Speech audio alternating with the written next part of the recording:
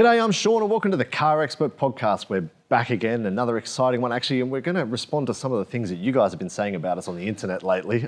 Nice things or mean things? It depends on which side of the fence you sit on, which we will get to shortly. As you can probably tell, Scott's here. How you doing? Yeah, hello, interrupting Sean yet again. What have you been driving this week, Scott? I have been driving a Cupra Formentor VZX, which is essentially a Golf R dressed up to look like a Lamborghini Urus. Yes, it's got a bit of a lift on it and it's sort of like semi-SUV. It's a really fun little car. I really enjoyed it. Yeah, they actually make a cool sound. I don't know whether it's real, but they do make an interesting little sound. The turbo whistle's real.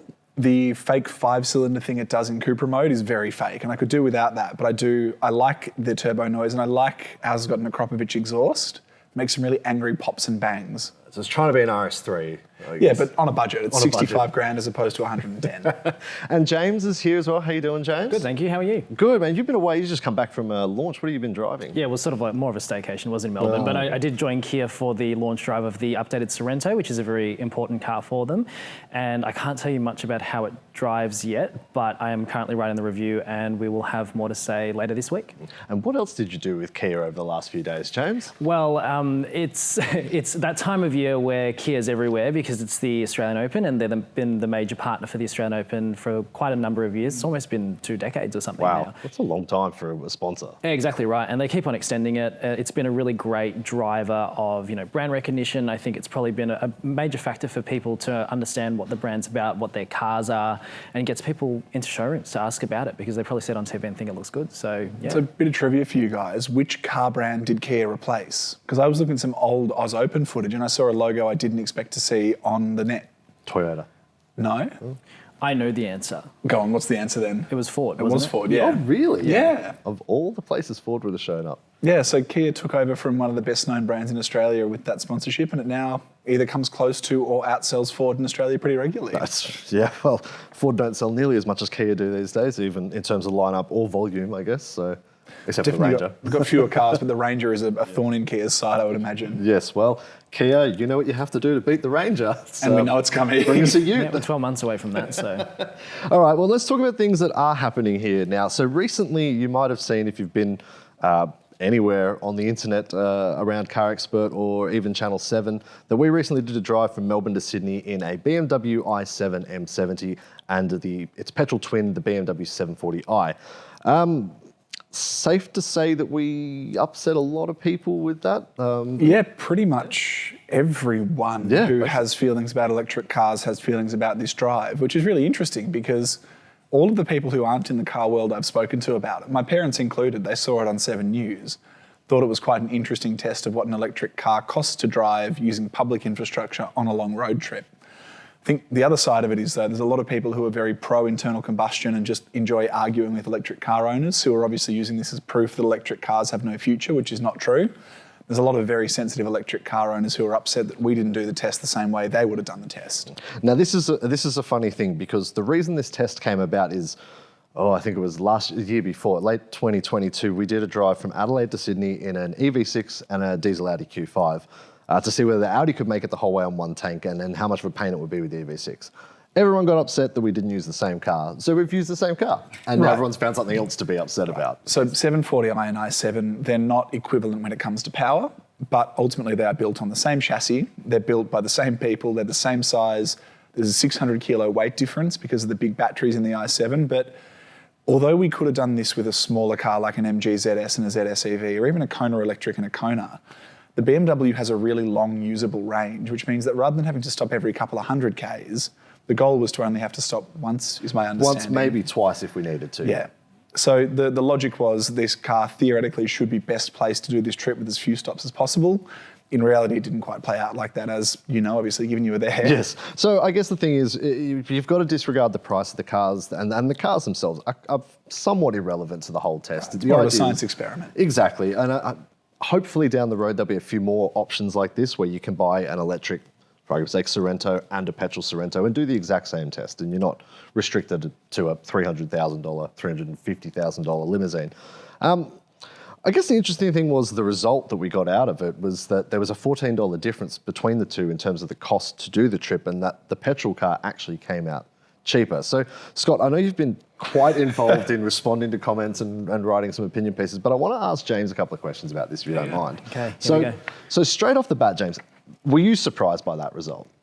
I was in some ways. I think I would have been interested to know the result either way. And I think that this kind of test is very dependent on what you're bringing on the test, because, given how big the battery in the i7 is, for example, and how expensive public charging is getting these days, it just sort of amplifies the costs based on that alone. But I was actually more surprised that it was so close. And the fact that the i7 managed to go quite far on highway driving, given its size and everything like that. And I guess to sort of counter the argument about whether it should have been like something really cheap or whatever, the 7 Series is not just, a baller's, limo sort of thing. It's designed to be a long distance cross-country tourer. And actually, Joe Achilles, who joins you on the test, drove celebrities around in 7 Series for a living. And whenever I used to speak to him, he used to say how much he loved his 730D or 740D. 730D, I think. Yeah, because he's like, I could do.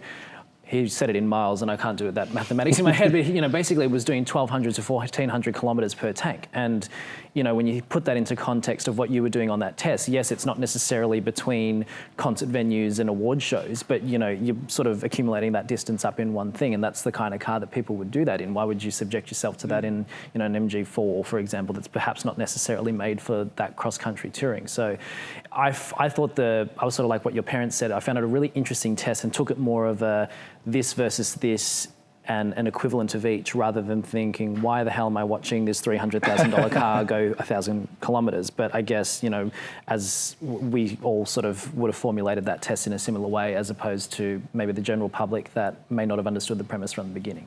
And I think if you took the cheaper cars, like Konas, for instance, they probably would have cost more to do that trip because they are more city-oriented cars, so highway is not their native place. But I think the results still would have come out similar sort of difference between the two, purely based on the way that the electrical grid works, the way that the electrical providers charge you for charge, I guess is what I'm trying to say. Yeah, it's very complicated. But yeah, I think that it doesn't matter the cars. At this point in time, in the state of the state of the nation in Australia, it's not going to make a difference. No, I think the other thing worth bearing in mind on this test is this is not a reflection on what it costs to own an electric car all the time. And that, I know, was called out in the video and called out in the written, but it does seem to have been lost a little bit.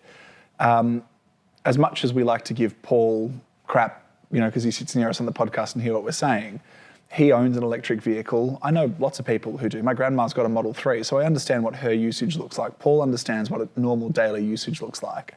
EV owners aren't charging their cars on public infrastructure all the time.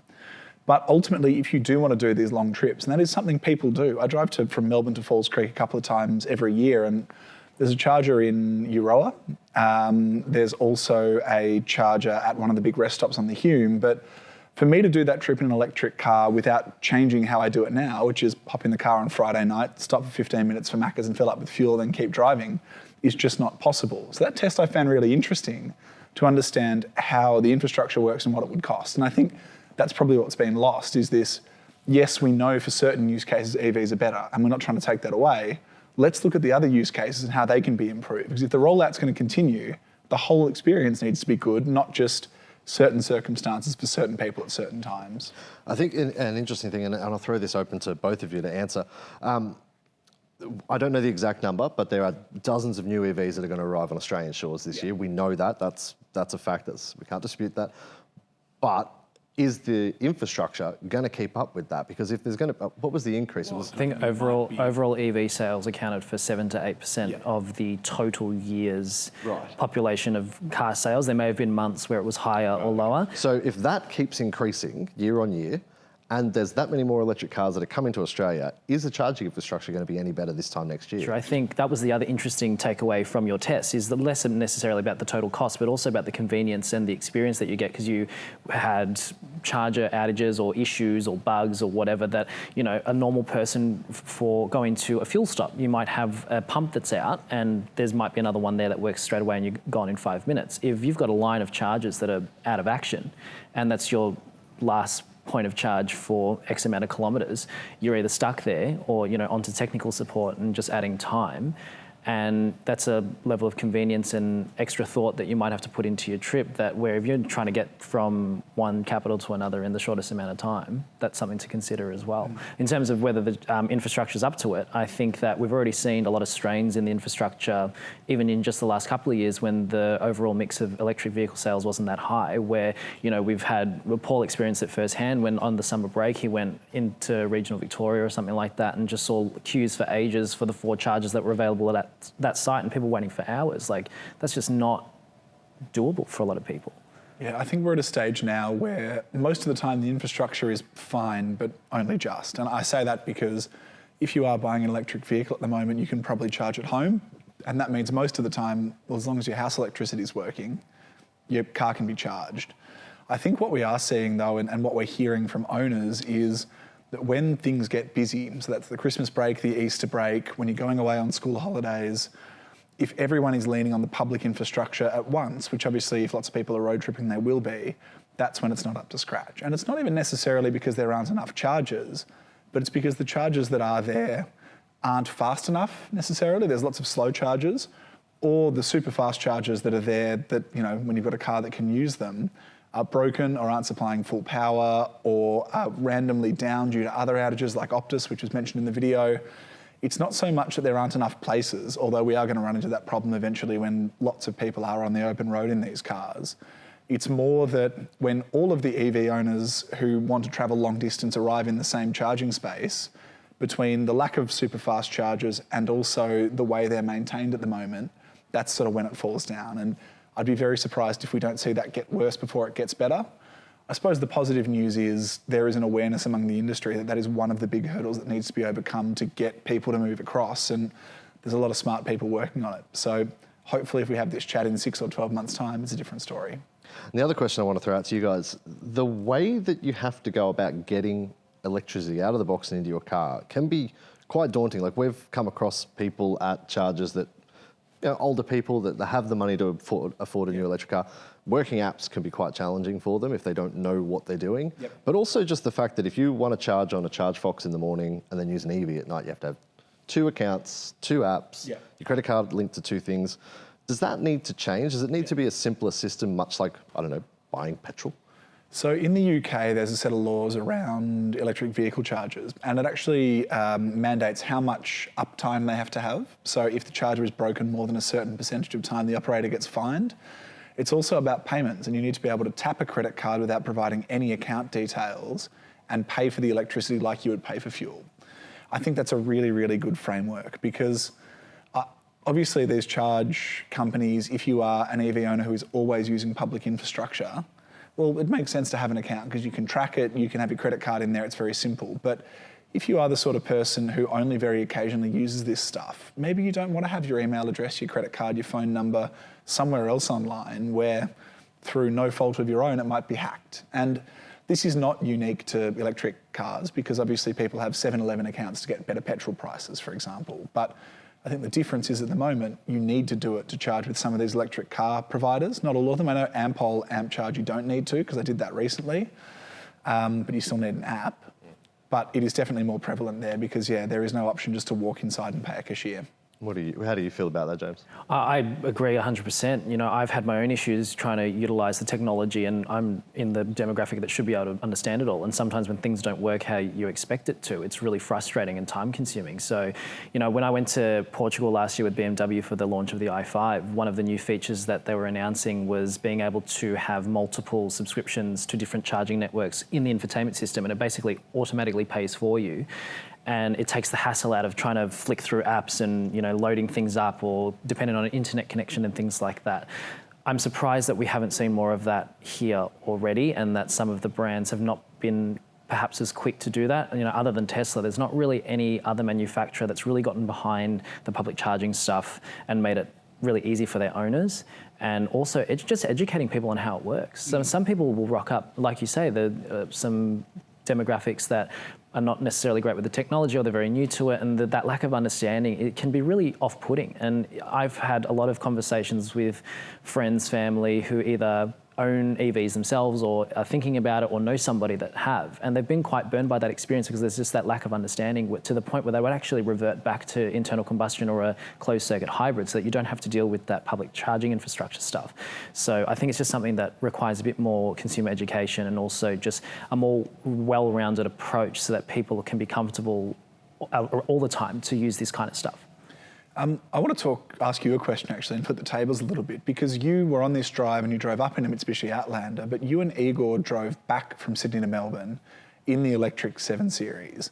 What was your experience of that like? Well, for me in the Outlander, it wasn't too bad. I'm sure it was great. Igor has a very different opinion towards it. So long story short, we decided rather than trying to run the battery down, we would charge a hop our way down. So we used a better route planner. We figured out we need to stop here and here, and that would get us home. Which was part of the feedback we got from a lot of people. Rather than charging to 100% and then going all the way to the end and charging again, real EV owners do it a different way, and we stop for 10 minutes here, 15 minutes there, and we sort of, Hansel and Gretel breadcrumb following. Yeah, so the first problem was our first stop was Goulburn. It was a quick top up basically, and then on we go. We got there, all of the chargers were in use, including one guy who hadn't actually connected his car properly and it wasn't doing anything, so we couldn't use that. 2 of the chargers were ultra fast, one was fast, 50 kilowatts, and one was regular 20 kilowatt. One of the ultra fast chargers, which is what we needed for the i7, was in use by an MG ZS who can't charge it more than 50 kilowatts. Exactly, but he pulled into there because there was no other spots left. So it took us, we were meant to stop for, I think it was only like 20 minutes or something. It was a really quick charge. And we ended up being there for nearly an hour. It was a long time. We had 2 helpings of McDonald's while we waited and made friends with the guy that worked in the petrol station there. But that just took longer than it should have. And then when we got to just south of Albury, which was the next stop, the ChargeFox card that we were given with the BMW, because you get 5 years of free charging with the i7, just wouldn't work. And we tried different chargers, we tried different configurations, and just nothing would work. And in the end, Igor ended up setting up the app on his phone, which then still didn't work because that charger wasn't working for some reason, so we had to switch back to the other one. And it just took way longer. And I think if you take out the time we spent stopping to do filming stuff, which we had to do on the way back, the trip took us an hour and a half longer than it should have. Even with the charging time allocated to it, just because of things like that. And this was, I think it was a Wednesday or a Thursday. It wasn't school holidays. It was like in the middle of November. None of these things like should have happened, but they did.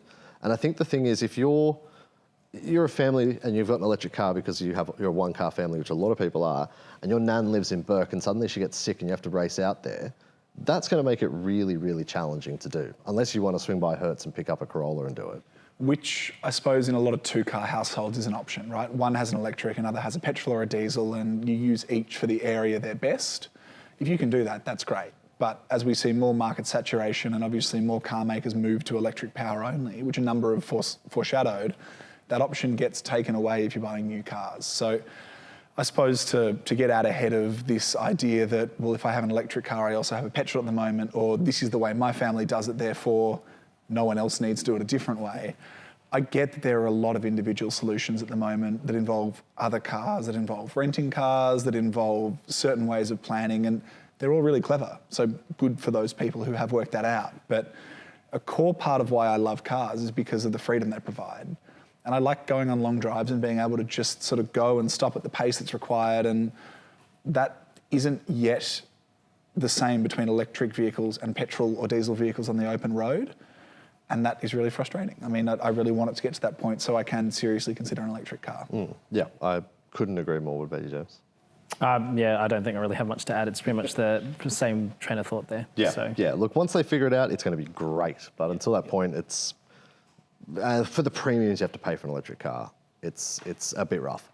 But do we need a disclaimer down the bottom saying, just to be clear, we like electric cars, they're good, please don't get angry? Yes, it's going to happen anyway. But let's talk about an electric car that we can't actually buy in Australia, that would cost way too much if it was here, and that has probably the worst range of any electric car.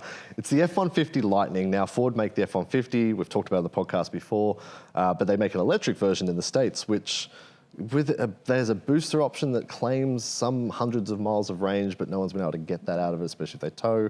But not to worry, because Ford Performance and RTR vehicles have decided to get together and make a Raptor version of it called the Switchgear, which is basically, they've taken F-150 Lightning, they've jacked up on big Fox suspension, given heaps of underbody protection, which you're going to want on your big battery. there's not really any more power output, I don't think, and not that it needs it, but basically it's just a Baja-ready electric truck. It's a road-going remote control car, is what it looks like. It looks like one of those Tamiya trucks that you can run over potholes and jump and do all sorts of crazy stuff with. It's a really cool concept, and one of the things that we are really excited for is this next wave of electric off-roaders, like the new G-Class, for example, because electric motors, given you can have one on each wheel or one on each axle, can do stuff that a normal differential and set of differential locks can't. You can have 100% of the axle's power go to one wheel, for example, in a way that you just can't precisely control with a petrol or a diesel engine. So this seems like a really logical extension of the F-150 Lightning and a cool way for Ford to show off what's possible with its electric off-roaders when they do eventually come.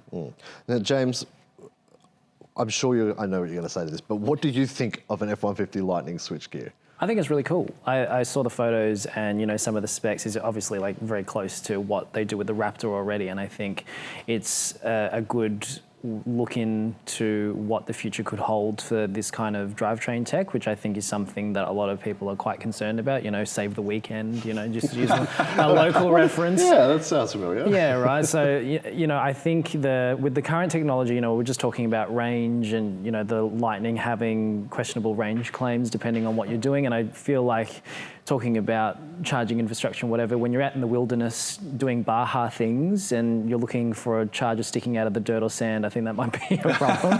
And that might be something that perhaps these companies might need to communicate a little bit more around. But yeah, I think that's so cool. And the fact that it's so powerful and whatever, and it shows that you don't have to necessarily be restricted in terms of capability just because you've chosen a certain drivetrain type, I think that's really cool. That was a core part of what Rivian wanted to do. When they launched the R1T, and I watched during lockdown A Long Way Up, where they drove from the southern tip of South America all the way up to continental USA. They used a prototype. They used a prototype. I think they had two. I think they had two R1, trucks, and then they were riding on electric motorbikes, Harley Davidsons. But one of Rivian's promises was we want to build this network of chargers at trailheads, at popular off-roading and camping spots. So if you're a Rivian owner, charge up at home, get yourself to the trailhead. We'll then give you the power to get to where you want to go and back. I don't know that it's actually materialised yet, but it's something Jeep has talked about as well. There is a lot of potential if you can be the brand that can put electric car chargers close enough to the city that people can get there, but far enough out that they need to charge before they go exploring. Now, whilst this thing is a concept, do you get the feeling it's Ford sort of sticking the middle finger up a little bit at Tesla with their Cybertruck or their Cyber Beast or whatever they call it? Because its claims that it can tow 11,000 pounds and it can go off-road anywhere and do all this stuff, which we are yet to see it actually do. Do you feel like this is Ford going, not so fast, Tesla? Yes, maybe. I guess it's perhaps appealing to a different audience, because I know we've spoken previously about F-150 or Ford buyers as an example, and that they're quite rusted on. F-150 buyers I feel like are pretty loyal. They'd probably be the type that go like, I had an old one, I want a new one sort of thing. And that move to the electric drivetrain, I think a lot of rusted on F-150 buyers that were perhaps not that interested in the other offerings on the market were finally able to be like, oh, it looks and feels like an F-150. And it's electric, I'll give it a go, sort of thing. And what Ford's doing is really leaning on. I think Tesla's really good at breaking the mold. And you look at the Cybertruck, for example. It looks absolutely ridiculous. It's got crazy claims. It will pretend to be the 911, and it's a very different sort of school of thought. Whereas you look at this F-150 Switchgear and also that Mustang Mach-E rally car that they did recently, where it's like it literally just could be an off-the-shelf performance thing, like what they're doing with WRC Rally, for example, or what they're doing with Dakar. It's much more conventional, and I guess appeals more to their existing audience or a more traditional automotive audience, rather than people that perhaps aren't as interested in automotive that would be more inclined to look at what Tesla's doing. I think Ford is also prone to doing cool stuff for the sake of cool stuff. You look at the Transit Supervan, you look at some of the Mustang stuff they've done as well. I think as a brand, it's realised that people might be going electric and the world is changing, but there are still lots of people out there who like doing cool stuff in their cars and like that feeling of performance. So even if it doesn't go into production, I think it's Ford sort of sticking its flag in the ground, and even beyond Tesla, just saying, we like doing fun stuff in cars. We know you like doing fun stuff in cars as well. And don't worry, that passion still lives on at Ford, and that can only be a good thing. Well, sticking with the F-150, and we're going to bring it a little bit closer to home now. We've already talked about what a rough trot it's been for Ford with the F-150 in Australia, and it just got a little bit trickier for them with their second recall in 2 weeks, a month, whatever it was. Yeah. It's not great. Yeah, this one's a stop driving immediately as well. It's related to the steering column, and essentially there are problems with it that mean you could theoretically lose steering in the car. Oh, God. That is how recalls work. They say that the car could catch fire, even though the chances of it are very slim. So Ranger had one of those quite a few years ago, Right. if you recall, where one caught fire at a pub in a country town, and so they recalled all of them to make a change. So. Which is reassuring because you want, obviously, cars to be safe. So it's good that they're very particular with it, but just because it could happen doesn't mean it will. I want to make that clear. But yeah, it's another blow for the F-150s. People want to buy them but can't at the moment because of a stop sale, and those who have actually taken delivery are now being told to stop driving. You've taken my line now, damn it. I was going to say that. Sorry, great minds think alike. Yeah. It seems like no one, including Ford, will be happy with that. Yeah, so long story short, when they converted, a company called RMA Automotive does the conversion in Australia, they use the steering components from a Ranger Raptor. Now, Paul actually pointed this out when he did the original review of this, that I don't know how that's going to go long term. Let's just even talk about the base F-150. It's quite a lot longer, it's quite a lot heavier, and it puts out a lot more power than the Raptor does. So it's, it's interesting that that's cropped up so quickly. James, you used to do a bit of PR for Ford. If you're one of those guys sitting at the PR desk right now, how are you feeling? I'd probably be trying to hide under my desk. But in all fairness, I think we've said this quite a few times now. You know, this is a very important project for them. It's not something that will be any way, shape or form positive. And I think the quicker that they get it sorted, the better. I think that it's a shame that given the extensive local development and all that sort of process that these things have sort of popped up. I guess it is a first generation product in that sense, so these teething issues sometimes happen. But given, you know, Ford has such extensive know-how in pickups and things like that, not just with the Ranger but globally with F-150, so it's not like they've created this from the ground up. Yes, it's a remanufacturing program, but the car should still sort of work at a base level. It's really a shame. So hopefully the people that having their cars recalled are not experiencing these issues per se, so at least they're not completely burned if like the steering completely locks up and they go off a corner or something like that. Which we haven't heard about. Yeah, exactly. Yeah. So they've probably made it sound worse than it is just to be cautious.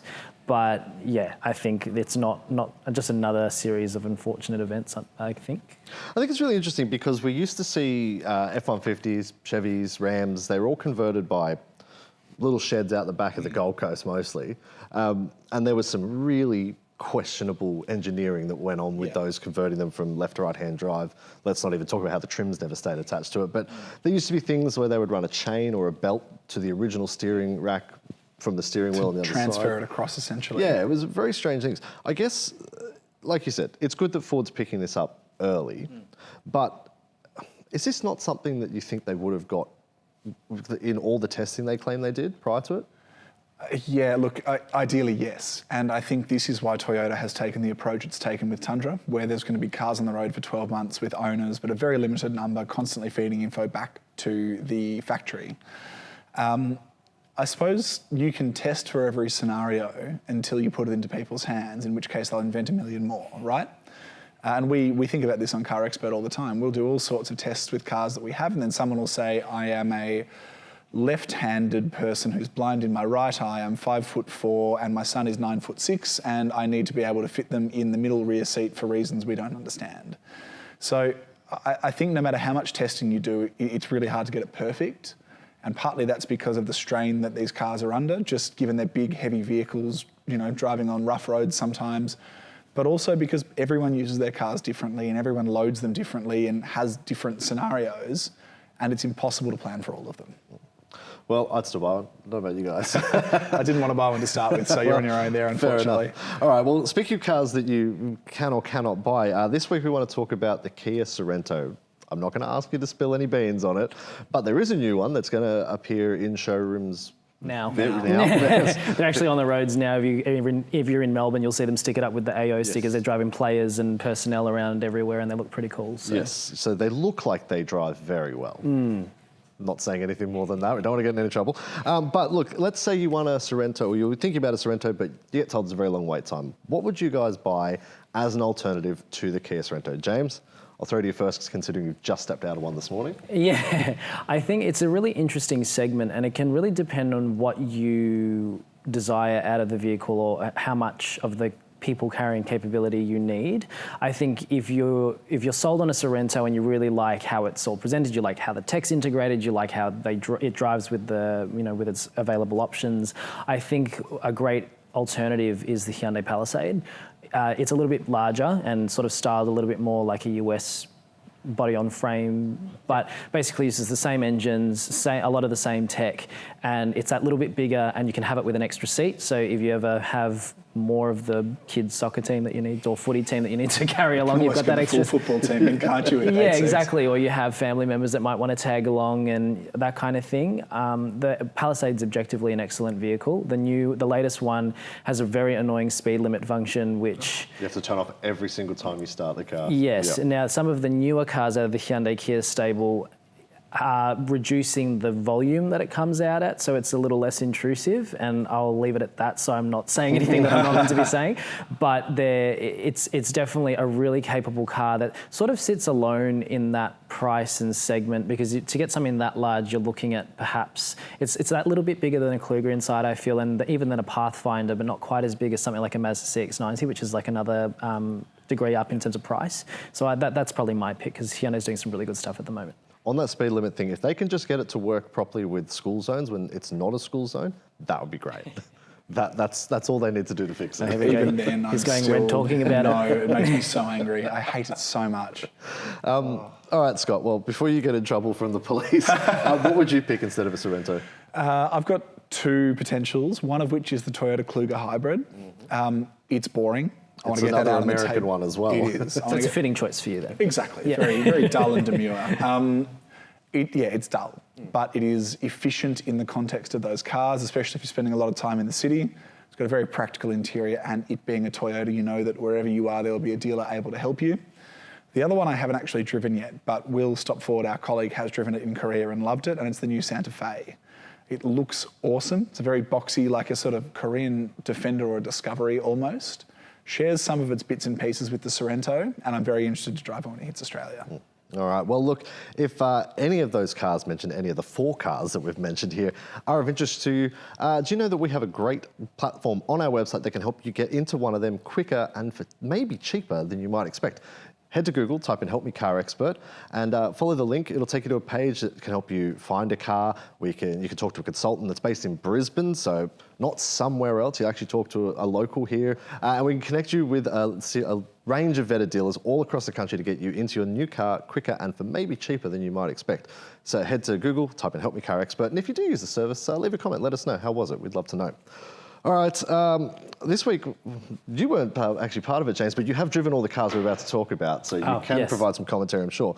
But Scott went down to Lang Lang with us and made an absolute fool of himself in a hot hatch drag race. Blatantly false, but that's all right. Well, if we have to get Paul over here to back it up, we will. But no need. Long story short, we got a Toyota GR Corolla, a Honda Civic Type R, the new Cupra Leon, correct me if I'm wrong on this, VZX, yep, and not old, but slightly old Hyundai i30N. Now, the fun part about the Hyundai i30N, it was brought by a friend of CarExperts, Mel. She brought it down. It was her personal car.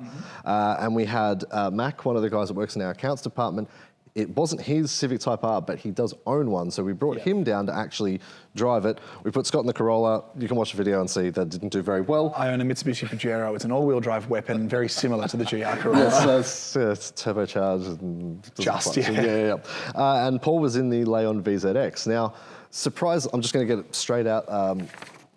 The Cupra one. The Cupra one. Yeah. The Cupra was the quickest across the quarter mile, won a bunch of drag races, won the rolling races. But the i30N was actually the quickest from 0 to 100. Now, just to preface this, before anyone gets upset, it wasn't on a drag strip. It was on a bit of a dirty surface, but I think that lends a lot to how good that i30N really is. The Civic Type R was actually the slowest, which No great surprise given its front-wheel drive. Yeah, and it just spun its tyres all day long, which is what we know they do. But guys, let's just talk about these 4 cars a little bit. I'm going to go straight to James. Just bypass Captain Slow over here. I've got some things to get off my chest, so you're probably best to... We'll get back to you, but James is our resident Volkswagen Group expert. So, and I know you love the Leon. Yeah, I do. I really enjoyed the Leon. But yeah, tell us a little bit about the Leon. Well, the Leon is an interesting car because in terms of how the Volkswagen Group is set up, while they use a lot of common things in terms of platforms, engines and the like, they sort of bake in different personalities to a lot of their different cars. And so Cupra, which is currently sort of still a subdivision of Seat, which is like the Spanish brand that's sort of like the youthful, sporty one, as opposed to Skoda being the older, practical one. They've always had this sort of, spicy Spanish flavour to them where they're really engaging to drive and perhaps more in line with something like the Ford Focus or, the Civic that, are more geared towards driver enjoyment rather than just balanced comfort or outright practicality.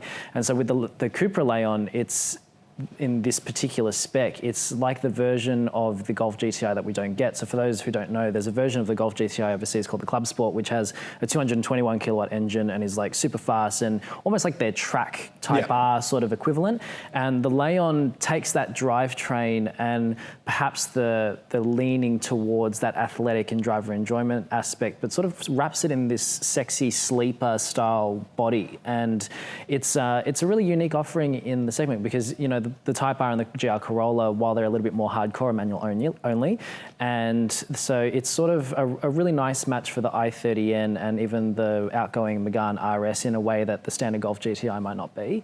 And so I was really interested to see, even though I didn't get to drive it in the drag race myself, to see how it compared to these cars because it got some really established performance vehicles in that lineup. And, it was probably a car, the Cupra's probably a car that a lot of people still haven't heard of compared to something like the Formentor. A lot of people are not even really buying them by volume to volume sort of comparison. So it's, I guess it's a really cool achievement that it really, in the real world, stacked up against all of those competitors. Well, one thing is we certainly don't rig any of these drag races. We don't set it up so someone is better off. We were all very surprised by the Leon. Well, it had Paul in it, so that's not rigging it at all. Very true. Scott, all right, let's talk about your Corolla. All right, let's talk about it. Go on. I would like to say first up that this criticism is unfounded because manual, all-wheel drive, very boosty small engine, and it was the fastest off the line in each of these drag races. Not when we did 0 to 100 times of it. Well, no, so the fact I got off the line so quickly should be applauded by each and every one of you. Well, when you're getting off the line when Sean says 1. That's the thing. So Paul actually accused me of that, and then we had to go back and check the tapes, and we just found that F1 driver-like reactions. Besides the point. GR Corolla is one of those cars on that test that I wouldn't buy.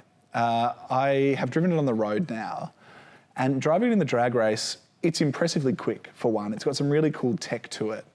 But each of those other 3 cars feels a bit more polished. The Civic Type R is just as much fun, but I think it's a nicer car to live with and drive every day. It's got a nicer shift to it.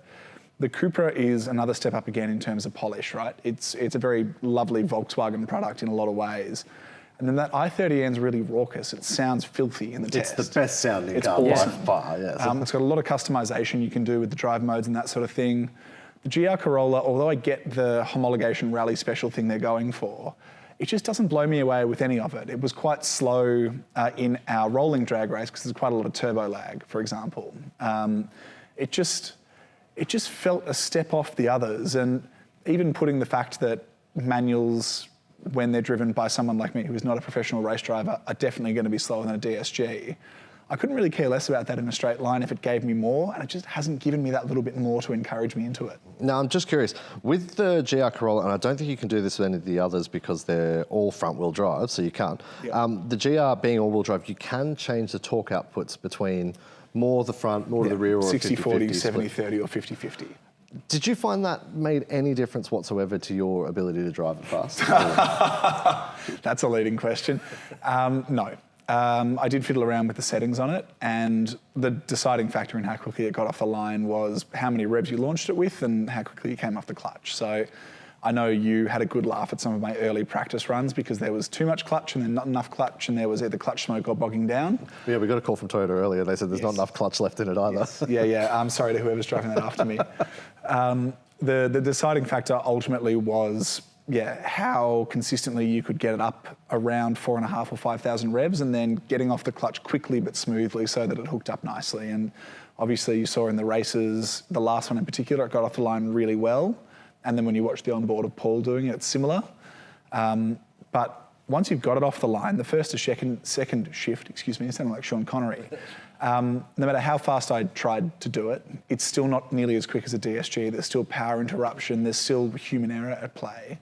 It just shows the amount of sort of gap there is between a really clever modern dual clutch transmission and even someone who maybe thinks they can drive a manual well. And I do want to point out as well, I know we've put a lot of Mickey on the Corolla. It is actually by far the smallest engine. It's a 1.6 litre 3-cylinder, and all the rest it's incredibly impressive what they've done with it. Yeah. You mentioned something with it before. You said it's a homologation car, but I can't understand what it's homologating, because if you talk about rally, the Yaris is the rally car now. Yeah, I've sort of fallen into a lazy trope there. It feels like a homologation car because it's a very similar thing to the Yaris, but it's not homologating anything. You're right. It's actually developed because the Yaris, they thought, was too small for America. So the Corolla, obviously, they sell here, they sell in Europe as well, but ultimately it was the one that they wanted to sell in the States because the Yaris is too little over there. Okay. Now, I know we've talked about the Civic Type R before, but I just want to bring up the i30N because we've never talked about that on the podcast before. So, James, tell us a little bit about that just to give the viewers at home a bit of an understanding to the context of it. Yeah, so I think I covered the actual initial reveal of that car all those years ago. It's a long time ago, yeah. And basically, it's an Albert Biermann special with Hyundai, isn't it? Basically to take on everything from the Golf GTI to the Civic Type R and everything in between. And, you know, it was the first N division product, and they pretty much got it right from the get-go. It's a really fun, fast car. It won't ever be the fastest. It's not the quickest around the track. In our various lines of work, we've all sort of experienced it in different ways. And this latest iteration with the new 8-speed dual clutch really made it a much faster proposition. Like, it's doing a sub 6 second 0 to 100 time with just front wheel drive and a lot of power. And well, we beat its claim by a 10th. Yeah, exactly. Which is a very Volkswagen-y sort of trait as well, where, you know, the German brands often underquote their performance figures because they want to make sure that anyone can achieve them. Well, our time was 0.2 of a second slower than the claim for the Cupra. Well, there you go. Yeah. So but the i30N is sort of a little bit harder and, you know, a bit more raucous, like you said before. It's got an awesome exhaust, and I think what Hyundai really wanted to do was make it all about having fun and, you know, bringing that smile to your face when you drive it, not just on the track, but every day. And that's definitely something that I can attest to, having driven not just the hatch, but the sedan, as well as the Kona N that shares a lot of the mechanicals. They're stupid fun. And they're still, you know, the i30 that you know and love. It's still got, you know, decent sized boots. It's got this stupid strut brace across the back of it. So if you ever have to put an IKEA cabinet in the back, you might have to take it out or just like lay it on top. But, you know, it's getting on in age a little bit, but it's still got some real charm about it. And I think, you know, props to Mel for launching it the way she did, because she got off the line pretty well and almost won the race 2 or 3 times. And that car now is quite a bit older than the other ones on that test. So it blew me away. I expected it to be slow, and it just wasn't. Yeah. Oh, I mean, the fact is, it is the oldest. It was the fastest to 100. It wasn't the fastest to a quarter mile. The Cupra was. But yeah, I mean, bloody impressive. Yeah. So, okay. It might be a little hard for you to decide, but if you were walking away with one of these cars, which one would you pick? James, you can go first. It's hard because I actually really like all of them. I've driven all of them in my time. I really loved the Civic last year. It was our shared pick for the year last year. When I think about what I would do day to day or what I would want out of my own car from day to day, I think the Leon is similar enough to my Golf with a bit more capability and performance that perhaps that would be like a nice logical upgrade. But I do really love that Civic. The Corolla has its own character because it's that little bit, you know, rough around the edges and sort of like that race car but body in white sort of thing. It's really cool, and the i30N is just like an old faithful that continues to put a smile on your face many years after it's had its prime. I don't know. I really just don't know what I'd pick. Cool. Well, James has relisted all of the cars. Yeah, so Scott, should be easy for you to pick one. Civic Type R for me. I just sticking with it. I love that it's big inside. I love that it's fun to drive. I love it's got a great manual. Done. Fair enough. All right, let's wrap this podcast up as we go for a bit longer than normal, but we'll go out to our picks of the week. So Scott, you can go first. What have you got this week? I sent this to you, 3 guys driving drift carts around an office, and they're all in perfect sync like they're in a late 90s, early 2000s Japanese motoring video. It just looks like awesome fun, and where we work has a big Costco that's shutting down fairly soon. We want, when they take all of the shelves and the bits and pieces out, set up our own internal drift Grand Prix there with these carts. I think indoor carts would be great. It'd be great fun. Great side business for CarExpert. There you go. We've already got the name. Worked it out. Well done. Good to go. Just add a little extra red T behind Easy. We're well on our way. James, what's your pick this week? I found a really cool reel on Instagram, which is from a Dubai supercar dealership, and they were unwrapping this special edition 812. I can't for the life of me. It's like the new TDF thing. Competizione. Yeah. And so it's this bright yellow one that comes from underneath this red Ferrari branded cover, and then he goes, the guy that works in the dealership turns on all the switches, and it's like a bit of ASMR, and then turns the car on, revs it, and just plays with all the modes as well. And there's no talking or dialogue or anything like that. It's just quick cuts between all these different views, and it's just really cool. Like, it's a bright yellow Ferrari that you wouldn't normally see one of these in that colour, and just the sound it makes. Far out V12s are cool. Yes, they are. My pick is, I know I've sort of mocked a little bit, but the new McLaren F1 car was revealed. It's sort of the same, but I really like it. I think there's something about that papaya that just looks fantastic. It's just a good-looking car. Hopefully it's fast. Fingers crossed. But thankfully we've got 2 Aussies on the grid in F1 this year, which starts again very soon. So fingers crossed we can get up there a little bit. Guys, that pretty much brings us to the end this week. Have you got any final thoughts before we wrap up? I've got to go to a meeting, so let's wrap it up. Oh, okay. Are you, James, any final thoughts you want to leave us with? I'm just keen to being invited to the next drag race, and hopefully we start a new segment called CarExpert Celebrities Read Mean Tweets. That would be fun, actually. There is something in that. Yeah, I think we've got enough comments on YouTube. We can definitely make that work. All right, guys. Well, thank you very much for coming and sitting down with me again. Don't forget, in a couple of weeks, we're going to be doing another Q&A session. So leave a comment or email us, podcast@CarExpert. Send us a message on Instagram or Facebook, however you want to get in touch with us, and ask us some questions about what's coming in 2024, because the guys are very keen to answer them for you. But yeah, that's it for this week. We're going to wrap it up. Thank you, everyone, for joining us, and we'll see you next time.